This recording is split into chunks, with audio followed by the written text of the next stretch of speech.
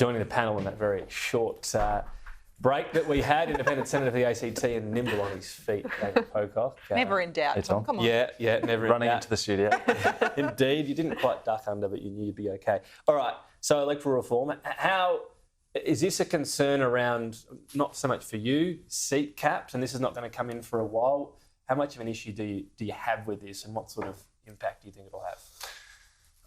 I mean, this is a stitch-up between the major parties. They're talking about creating a level playing field. If you actually read the 400 pages of legislation, there's just loophole after loophole where there's caps, but then the parties can spend up to $90 million. The unions can spend $11 million. They're basically just taking a whole heap of more public money at elections. And my fear is that you're locking in incumbency. And I'm already in here, so it probably works for me. But my concern is that for independents across the country who want to represent their community, this is going to make it a lot harder.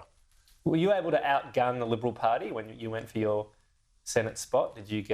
How was your campaign compared to the Liberal campaign? I certainly spent more than them. I think I ended up spending about $1.8 million. I think Labor, in a very safe seat, spent over $1 million. So I think it just shows what competition can do. For the first time, it was a contest here in the ACT, and I think it's a good thing for politics. I agree with getting good, big money out of politics, but let's do that in a way that creates truly a level playing field. And let's have some scrutiny of this bill. 400 pages. This isn't until the 2028 election, and yet we're told we can't even have a Senate committee hearing.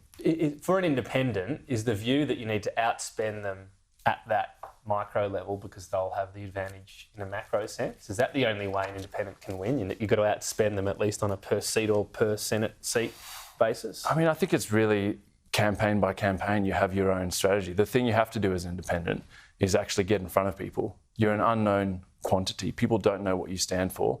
They know the name, Liberals, Nats, they probably knew Labor. Your name in Canberra. Well, I think early polling it was like 25% name recognition. Maybe I'm not certain on that. That's not enough to get elected. And so you do actually need money to run a campaign, to get in front of people, develop policies. And so my concern is that there's just no scrutiny of a huge change to our electoral system.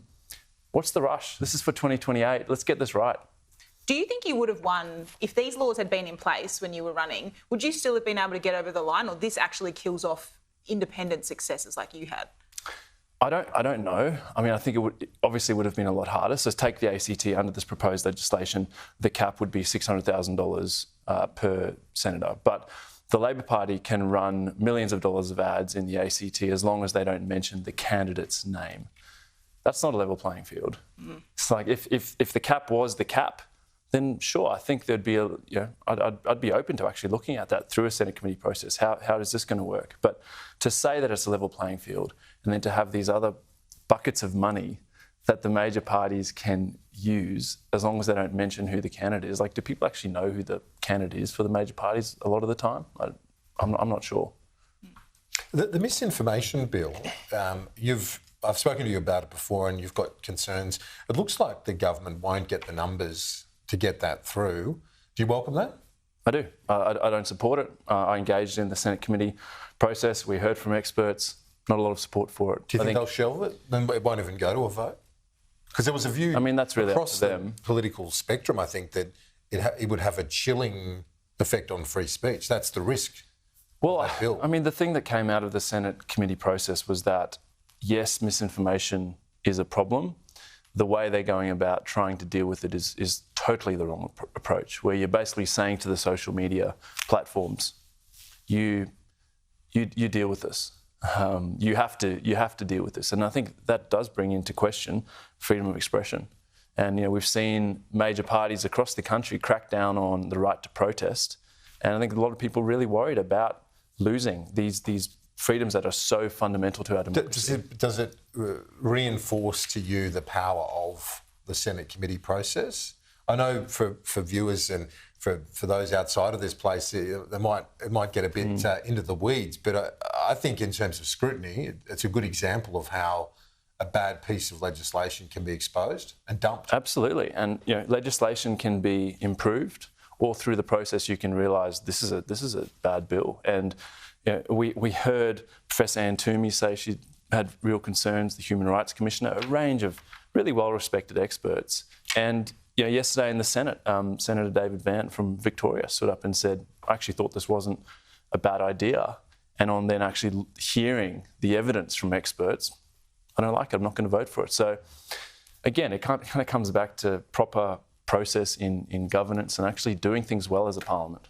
The major parties, they're really swinging into election campaign mode at the moment. You're a crucial kingmaker in the Senate. Would you prefer to see Peter Dutton or Anthony Albanese as Prime Minister after the next election?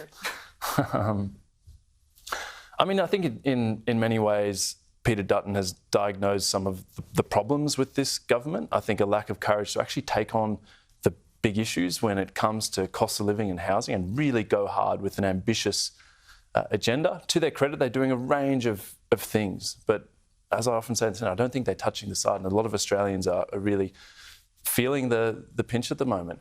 From what I've seen, I don't think Peter Dutton's the solution. I would love to see a minority government that can actually get the parliament to deal with the big issues we're facing around housing and cost of living, and actually have a sort of step change in our policies rather than this constant tinkering when so many people are doing it tough. So that'd be your pitch. I mean, you're in the Senate, but if you're talking to voters, vote for something that gives minority, which hasn't traditionally been a pitch in Australia. You think that will resonate? I mean, I feel like I'm definitely not in election mode. My pitch would be like, do we feel like this duopoly is working? Look around. We're the land of the duopolies. We've got duopoly in the supermarkets, the airlines, the banking sector. They made $30 billion in the cost of living crisis. People are telling me every day they're getting screwed by the insurers. Like, Parliament should be actually regulating these industries and backing Australians ahead of vested interests. Okay.